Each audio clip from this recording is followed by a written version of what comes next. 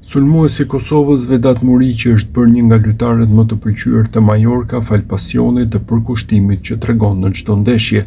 Muriqi është afër për të hyrë në historitë e skuadrës spanjolle. Ai ka shënuar 40 gola në 127 paraqitje, ndërsa rekordin e golave për klubin e mban legjenda Samuel Eto'o me 70 gola në 162 ndeshje.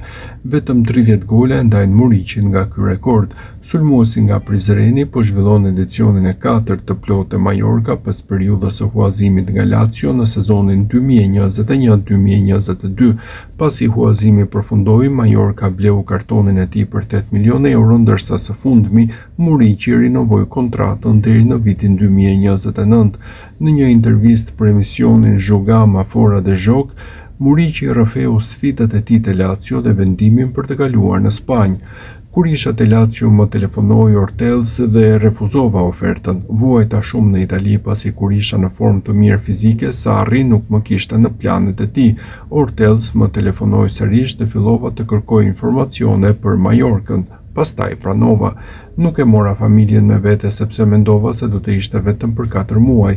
Erdha për 4 muaj dhe tani jam këtu gati 5 vite. Dua të fitoj një trofe me Mallorcën. Pothuajse ja dolëm 2 vjet më parë në Kupën e Mbretit, por La Liga është shumë e vështirë.